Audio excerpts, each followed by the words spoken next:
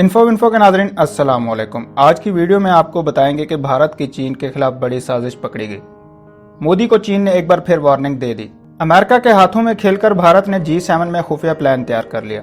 चीन को G7 में घेरने का नया मंसूबा। लद्दाख के बाद भारत को एक और जोरदार झटका। नेपाल ने मोदी को दिन में तारे दिखा दिए। भारत में कोहराम बरपा। नेपाल ने भारत की चौधराहट मोदी के हाथ में थमा दी। मोदी ने भारत का वजूद खतरे में डाल दिया। चीन से मार खाने के बाद मोदी सरकार बुखलाहट का शिकार। भारत ने मुसलमानों के हक में आवाज बुलंद करने वाले और दुनिया भर में भारत के मकार चेहरे को दिखाने वाले अमेरिका के अहम इदारे के खिलाफ घिनौना काम करना शुरू कर दिया। वीडियो में आपको ये भी बताएंगे कि अमेरिकी सदर के दोस्त नेतन्याहू के खिलाफ 57 इस्लामी ममालिक ने तारीखी काम कर डाला जो किसी के वहमो गुमान में भी ना था। OIC ने अमेरिका के दोस्त इसराइल को ऐसी धमकी दे डाली कि दुनिया भर में हलचल मच गई। अमेरिकी सदर भी सर जोड़कर बैठ गया। वीडियो में आगे बढ़ने से पहले नए आने वाले दोस्तों से गुजारिश है कि चैनल को सब्सक्राइब कर लें और घंटी के निशान को जरूर दबाएं। वीडियो को व्हाट्सएप ग्रुप्स और फेसबुक पर भी जरूर शेयर कर दें। नाज़रीन कराम, जब चीन ने भारत को गर्दन से पकड़ा तो भारत के पास माफी मांगने के अलावा कोई ऑप्शन नहीं था। चीन ने भारत को फेस सेविंग देने से इनकार कर दिया। मोदी सरकार सफारती महाज पर सरगर्म हो गई। चीन के खिलाफ साजिशें करने लगी। दुनिया भर में चीन के दुश्मनों की कोई कमी नहीं है। दुश्मन का दुश्मन दोस्त होता है। मोदी सरकार ने इस मुहावरे पर अमल करते हुए इन ताकतों से हाथ मिला लिया जिनको चीन एक नजर भी नहीं भाता। नरेंद्र मोदी ने लद्दाख में शिकस्त का बदला लेने के लिए नया महाज खोल दिया। अब चीन को G7 ममालिक के ग्रुप में सजा देने का फैसला कर लिया। मोदी और अमेरिकी सदर ने G7 को G11 और G12 बनाने का फैसला कर लिया। इस मंसूबे का सरासर मकसद ये है कि भारत को G7 में शामिल किया जाए ताकि चीन के खिलाफ मुख्तलिफ पॉलिसियों को नाफिज किया जा सके। नाज़रीन इकराम, चीन से सरहदी कशीदगी शुरू होने से पहले भारत का नेपाल से सरहदी तनाज़ा चल रहा था। जिस तरह भारत चीन के इलाकों में गैर कानूनी तामीरात कर रहा है, वैसे ही भारत ने नेपाल के इलाकों में तामीरात की। भारत के जहन में था कि नेपाल इस मामले पर खामोश रहेगा और इसके साथ कोई शिकवा शिकायत नहीं करेगा। नेपाली हुकूमत ने भारत के अंदाजों को गलत साबित करते हुए भारतीय इकदामात के खिलाफ न सिर्फ एहतजाज किया बल्कि इस मसले को अक़वाम मुत्तहिदा में भी ले जाने का ऐलान कर दिया। नेपाल सिर्फ यहाँ तक न रुका बल्कि इसने सरहदों पर अपनी फौज को भी तैनात किया ताकि भारत को आगे बढ़ने से रोका जाए।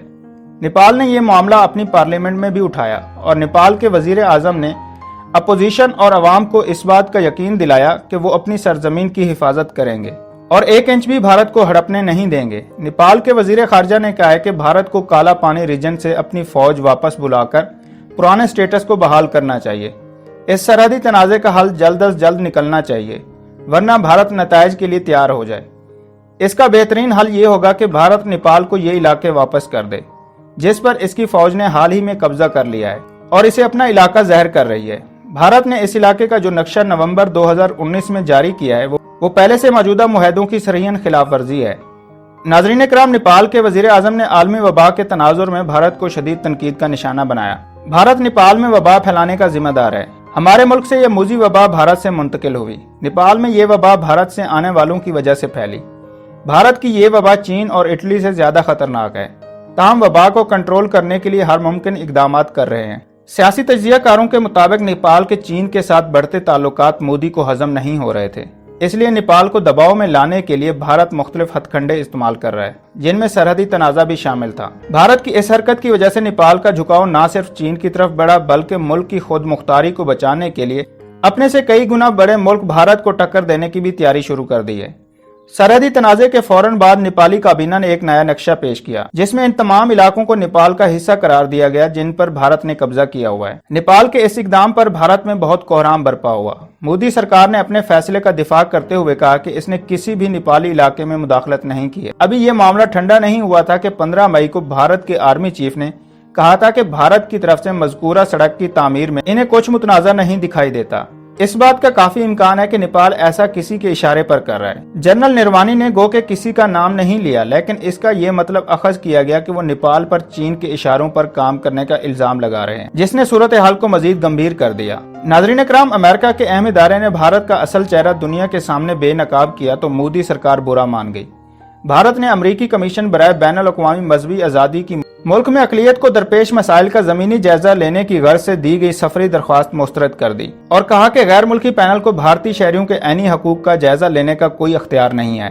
واضح ہے کہ بھارتیہ جنتا پارٹی کو 2014 کے بعد سے مسلمانوں پر حملوں کی وجہ سے شدید تنقید کا سامنا ہے اور امریکی پینل نے چین، ایران، روس اور شام کے ساتھ دنیا کے سب سے بڑے جمہوری ملک بھارت کو خاص تشویش والا ملک کے طور پر نامزد کرنے کا مطالبہ کیا۔ امریکی کمیشن برائے بین الاقوامی مذہبی آزادی کی طرف سے مذکورہ اپیل اپریل میں کی گئی تھی۔ رپورٹ میں بھارتی وزیر اعظم نریندر مودی کی حکومت کے عہدیداروں کے خلاف پابندیوں پر زور دیا گیا تھا، جنہوں نے اقلیتی مسلمانوں کو نئی شہریت سے متعلق متنازع قانون سے خارج کر دیا تھا۔ ناظرین اکرام، بھارت کے وزیر خارجہ سبرامنیم جے شنکر نے کہا ہے کہ حکومت نے امریکی کمیشن پینل کو مذہبی آزادی سے متعلق سروے کی سختی سے تردید کی، جنہیں بھارتی شہریوں کے حقوق کا بہت کم علم تھا۔ وزیر خارجہ سبرامنیم جے شنکر نے اسے متعصبانہ قرار دیا۔ انہوں نے 1 جون کو ایک خط میں نریندر مودی کے حکمران گروپ سے تعلق رکھنے والے ایک قانون ساز کو بتایا کہ ہم نے USCIRF ٹیموں کے ویزا سے انکار کیا، جو مذہبی آزادی سے متعلق امور کے سلسلے میں بھارت آنے کے خواہاں تھے۔ بھارتی وزیر خارجہ نے مزید کہا ہے کہ یہ اقدام اس لیے اٹھایا گیا تھا کہ کسی بھی غیر ملکی شہری یا ادارے جیسے USCIRF کو بھارتی شہریوں کے عینی حقوق کے بارے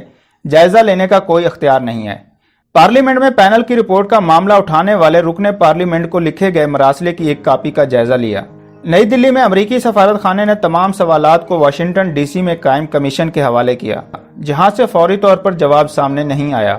یہ کمیشن امریکی حکومت کا ایک 2 طرفہ مشاورتی ادارہ ہے جو بیرون ملک مذہبی آزادی پر نظر رکھتا ہے اور صدر، سیکرٹری خارجہ اور کانگریس کو پالیسی سے متعلق سفارشات دیتا ہے۔ علاوہ ازیں بھارتی وزیر خارجہ نے مزید کہا کہ بھارت اپنی خود مختاری سے متعلق معاملات میں کسی بھی قسم کی بیرونی مداخلت یا فیصلے کو قبول نہیں کرے گا۔ ناظرین کرام، خیال رہے کہ خاص تشویش والا ملک ایک ایسا درجہ جو امریکی بین الاقوامی مذہبی آزادی ایکٹ 1998 کے تحت امریکی سیکرٹری اسٹیٹ کی جانب سے اس ملک کو دیا جاتا ہے، جو انسانی حقوق کی سنگین خلاف ورزی کا مرتکب ہو۔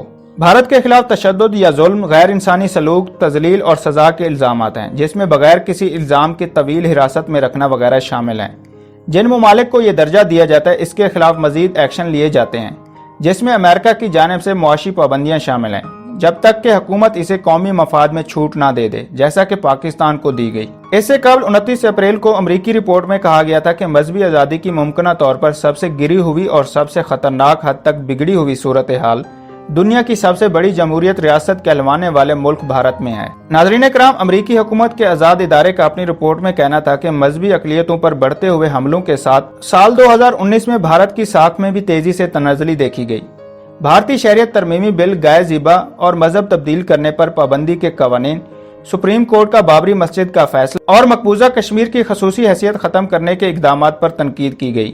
رپورٹ میں پاکستان کی جانب سے کی جانے والی مختلف مثبت پیش رفت کو بھی تسلیم کیا گیا، جس میں سکھوں کے لیے کرتارپور راہداری کا افتتاح، ملک کی پہلی سکھ یونیورسٹی کا قیام، ہندو مندر کو دوبارہ کھولنا، آسیہ بی بی کی بریت اور توہین مذہب کے الزام میں سپریم کورٹ کے کچھ فیصلے شامل ہیں۔ ناظرین کرام، USCIRF کے کمشنر سیم براؤن بیگ کے مطابق پاکستان کے حوالے سے ایک چیز جو ہمارے لیے اہم ہے وہ یہ ہے کہ حکومت مذہبی آزادی سے متعلق تحفظات دور کرنے کے لیے بات چیت پر تیار ہے۔ ناظرین کرام، دوسری جانب اسلامی ممالک کے تعاون کی تنظیم OIC نے اسرائیلی حکام کو خبردار کیا ہے کہ مقبوضہ فلسطینی علاقوں کے کسی بھی حصے کو اپنی خود مختاری میں شامل کرنے کے سنگین نتائج برآمد ہوں گے۔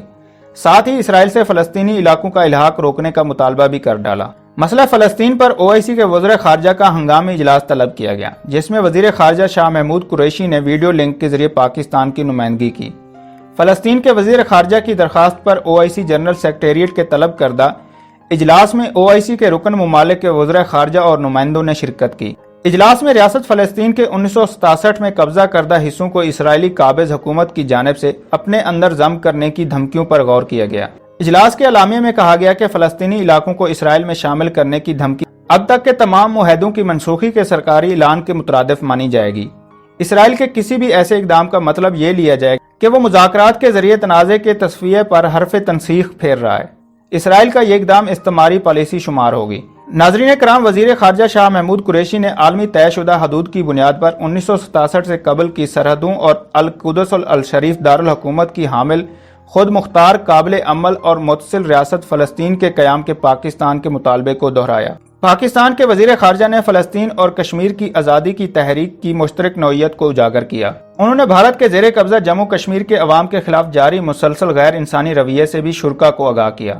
بھارت کے زیر قبضہ جموں کشمیر میں انسانی حقوق کی سنگین پامالیاں ہو رہی ہیں اور وہاں بسنے والے انسانوں کو بدترین صورتحال کا سامنا ہے۔ عالمی برادری پر زور دیا کہ اقوام متحدہ کی متعلقہ قراردادوں، عالمی قانون اور وہاں کے عوام کی امنگوں کے مطابق فلسطین اور کشمیر کے درینہ تنازعات کے حل میں اپنا فعال کردار ادا کرے۔ شاہ محمود قریشی نے اسرائیل میں اتحادی جماعتوں کے درمیان مقبوضہ فلسطینی علاقہ جات باشمول وادی اردن کے حصے کو اپنے اندر ضم کرنے کا فریم ورک معاہدہ طے پانے پر شدید تشویش کا اظہار کیا۔ دوسری جانب سعودی ولی عہد شہزادہ محمد بن سلمان اور اقوام متحدہ کے سیکرٹری جنرل سے ٹیلی فونک رابطہ کیا۔ دونوں کے درمیان علاقائی اور بین الاقوامی حالات پر تبادلہ خیال کیا گیا۔ سعودی خبر ایجنسی کے مطابق اقوام متحدہ کے کردار پر بھی گفتگو کی گئی۔ ٹیلی فونک رابطہ فلسطین کے ایشو پر OIC کے وزراء خارجہ کے اجلاس کے بعد کیا گیا۔